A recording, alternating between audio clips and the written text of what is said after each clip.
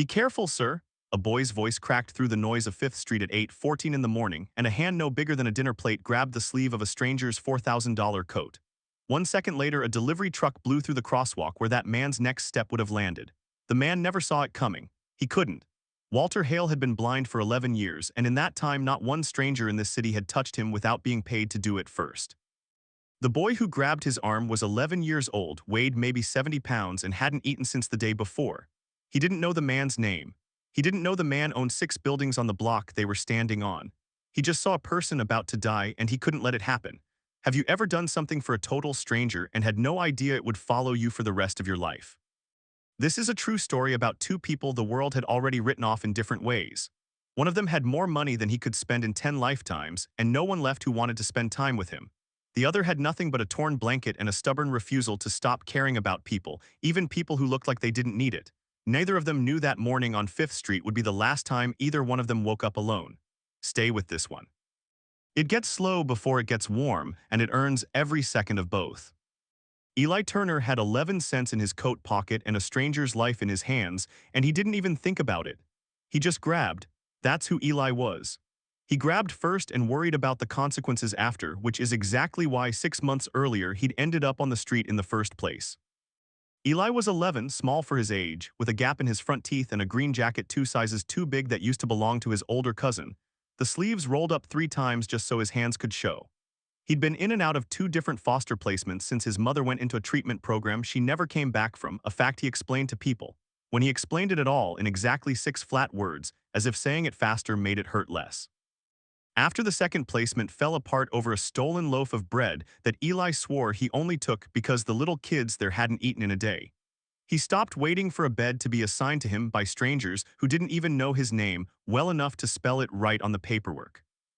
He slept behind Ferrero's bakery on 5th Street, under the awning where the ovens kept a strip of pavement warm until almost midnight, sometimes later on cold nights when Mr. Ferrero ran a late batch for the morning rush. Mr. Ferrero knew he was back there most nights. He never said anything, never called anyone, never made Eli feel like a problem that needed solving by people with clipboards. Sometimes there was a paper bag with yesterday's rolls sitting by the dumpster that nobody claimed, still warm on the good mornings, and Eli never asked where it came from, because some questions you don't ask out loud if you want the answer to keep quietly happening. Most mornings went the same way. Eli woke up around 6, folded the blanket he kept in a black trash bag behind the dumpster, and walked 4 blocks to the community center to use the bathroom before the morning volunteers started asking questions he didn't want to answer. Then he walked the length of 5th Street, watching the sidewalk for dropped change and the trash cans for anything worth a few dollars at the recycling center on 9th. He knew which shop owners would let him sit inside for 10 minutes when it rained. He knew which corner had the best foot traffic for holding a cardboard sign, though he hated using it and only did it twice. He knew, better than almost anyone on that street, exactly how a person moves when they belong somewhere and how a person moves when they don't. And every single morning, at almost exactly the same time, he saw the same tall man in the same gray coat walk the same 3 blocks with a cane tapping the pavement in front of him like a metronome nobody else could hear. The man's name, Eli would later learn, was Walter Hale, and he walked those 3 blocks alone every weekday morning because he refused, on principle, to hire a full-time aide just to walk him to a car. Walter had been blind since a car accident 11 years earlier, the same accident that took his wife and put a wall between him and almost everyone who used to matter to him. He didn't need a cane guide. He'd memorized the route down to the exact number of steps between the mailbox on the corner and the 3rd crack in the sidewalk outside the dry cleaner. What Walter didn't know, because he had no way to know, was that the city had started construction on 5th Street 2 days earlier, and the crew had moved the temporary crosswalk sign 40 feet to the left without moving the actual painted crossing T. Oh, match it. Anyone counting steps the old way would step off the curb 4 seconds early, directly into the delivery lane a truck used every single morning at 8:14. Eli noticed the construction cones the day they went up, because noticing small changes on the street kept him alive. A kid who slept behind a bakery couldn't afford to let anything on that block surprise him, not a new security camera over a shop door, not a padlock changed on a gate he sometimes used for shelter, and definitely not a crew rerouting a sidewalk overnight. He watched the workers drag the crosswalk sign 40 feet down the block on a Sunday evening, watched them paint fresh yellow lines over the old ones without touching the actual crossing underneath, and thought, In the loose way an 11-year-old thinks about things that aren't his problem, that somebody was going to get confused by that eventually. He noticed the delivery truck's schedule too, because he used to time his walk past the loading dock at 8:14 to grab whatever crates of bruised produce got left on the curb before the raccoons found them. He knew that truck's engine sound before he ever saw its grill come around the corner. And on that particular Tuesday morning, standing 40 feet back with a half-eaten roll in his pocket, he watched Walter Hale's cane tap the same rhythm it always tapped, exact and practiced, right up until the exact spot where the sidewalk didn't match the memory in Walter's head anymore. Walter's foot lifted to step off the curb one beat early, the way it had 1,000 times before at a crossing that wasn't there anymore. The truck driver, watching for pedestrians at the new painted crossing 40 feet down, wasn't looking at the old one at all. Eli felt his stomach drop before his brain even finished the thought. He didn't have time to weigh whether it was his business, whether a stranger's life was something a homeless kid got to have an opinion about. He just ran. "Be careful, sir." Eli's voice cracked as he grabbed the sleeve of Walter's coat and yanked, hard, dragging a full-grown man back onto the curb with all 70 pounds of himself thrown into it. The truck's mirror missed Walter's shoulder by inches, close enough that Eli felt the wind off it against his own face, close enough that the driver never even knew how close he'd come to changing two lives in the worst possible way. Walter stumbled, caught himself against a lamppost, and stood there breathing hard, his cane clattering to the pavement and rolling toward the gutter. For a second, neither of them said anything. The street kept moving around them, cars, footsteps, a bus hissing its brakes half a block down, completely indifferent to what had almost happened. Then Walter did something Eli didn't expect. He didn't pull away. He didn't reach for his wallet the way people sometimes did when they wanted a stranger's help to end as quickly as possible, a transaction closed and forgotten. He reached out instead with one shaking hand until it found Eli's shoulder, small and bony under a jacket 2 sizes too big, and he held on like letting go might undo whatever had just been saved. "Who are you?" Walter asked, and his voice wasn't steady either, which surprised Eli more than almost anything else that had happened in the last 10 seconds. Eli told him his name because he didn't know what else to say, and because something in the way the question was asked didn't feel like the questions strangers usually asked him. Walter asked him to stay for one more minute, just one, and Eli, who had learned the hard way not to trust adults who asked him to stay anywhere, stayed anyway. Something about the way the man's hand was shaking told him this wasn't the kind of adult he needed to run from. It was the opposite. It was the kind of grip that made him wonder, just for a second, what it might feel like to be caught by someone instead of always being the one doing the catching. Walter didn't go to work that day. He sat down on a bench outside Ferrero's bakery with a boy he'd known for 90 seconds and asked him question after question, about his mother, about the foster homes, about where he slept at night.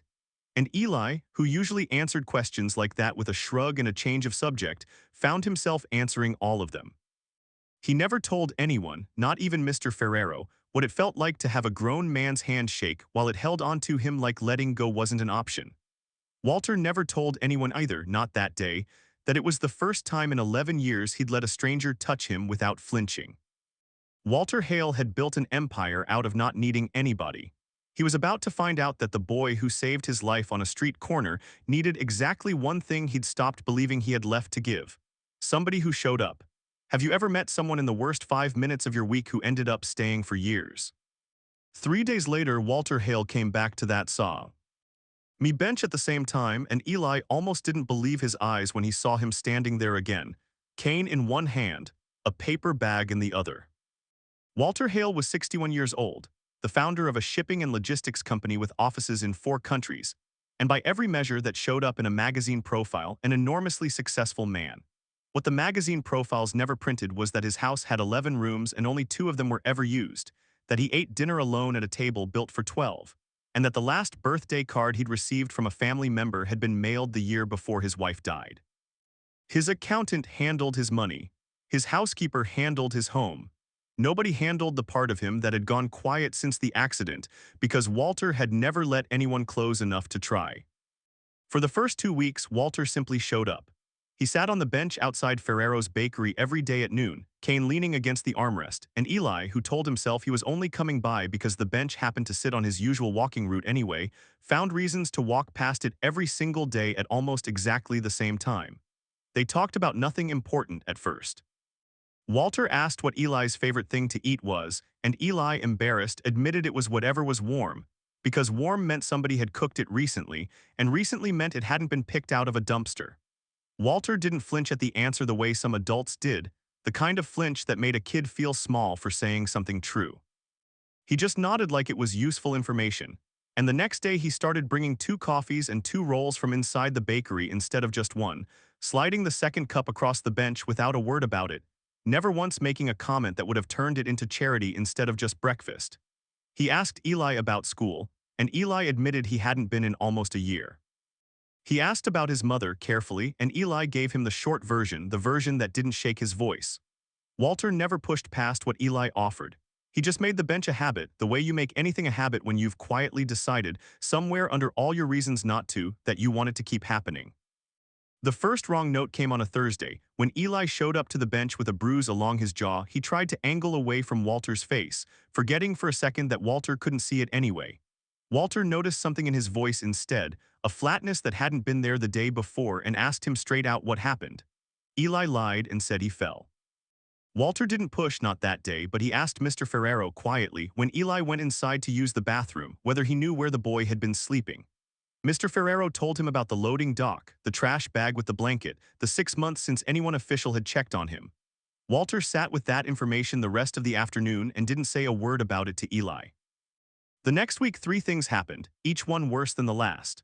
First, a city outreach worker showed up at the bakery looking for a boy matching Eli's description, clipboard in hand, asking Mr. Ferrero polite questions that weren't polite at all underneath, and Eli, watching from the alley, bolted before she could reach him, terrified of being sent back to a group home where the beds were assigned by a schedule and the food ran out before the month did. He'd been in that kind of building before. He knew exactly what waited for him there, and it wasn't safety, no matter what the paperwork called it. Second, Eli didn't show up at the bench for 4 straight days. And Walter, who had not rearranged a single habit of his life in 11 years, found himself standing on that corner every single one of those mornings anyway, asking Mr. Ferrero if anyone had seen him, asking the newspaper vendor on the corner, asking anyone who might have noticed a boy in a green jacket 2 sizes too big. He told his driver to circle the surrounding blocks twice before work each morning. He told himself he was only checking on the boy the way you'd check on any acquaintance, and he stopped believing that lie somewhere around the second morning. Third, on the 5th day, Mr. Ferrero found Eli 2 blocks over, sick with fever, curled against a heating vent behind a shuttered laundromat with his blanket wrapped so tight around him it looked like he was trying to disappear inside it, and called Walter before he called anyone else, before an ambulance, before anyone official. Because by then, everyone on that block understood who Eli actually belonged to, even if no piece of paper said so yet. Walter arrived at the laundromat in a car for the first time in 11 years.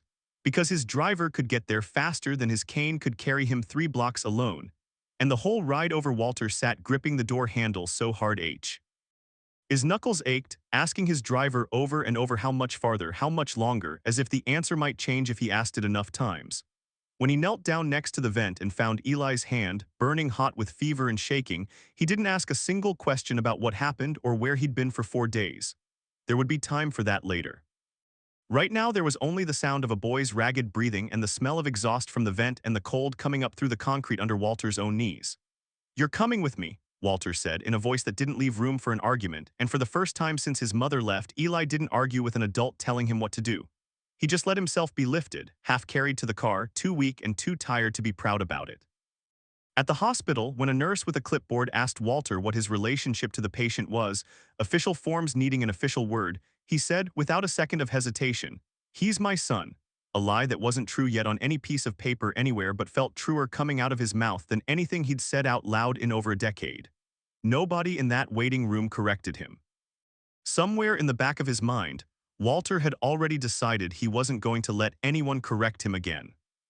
It took 11 months of paperwork, home inspections, and one very long conversation with a family court judge before it became true on paper too. Walter still keeps that bench outside Ferrero's bakery, even though Eli, now 14, has his own room in a house with 11 rooms that are finally all being used. Walter still hasn't told most people the whole story of that morning on 5th Street, the part where a hungry 11-year-old grabbed a stranger's sleeve and screamed 4 words that ended up rewriting both of their lives. He says some stories aren't for talking about too much. Some stories you just get to keep. That's the story of a boy who had every reason to walk past a stranger and didn't, and a man who had every reason to keep the world at arm's length and let one person in anyway. Neither of them knew, on that ordinary Tuesday morning, that one small act would end up mattering more than anything either of them had planned for that year. It makes you wonder how many people we walk past every single day who are one small kindness away from everything changing. Maybe it's the person at the bus stop who looks a little too tired. Maybe it's the coworker who's gone quiet lately. You never really know which 5 minutes are going to be the ones that follow you for the rest of your life.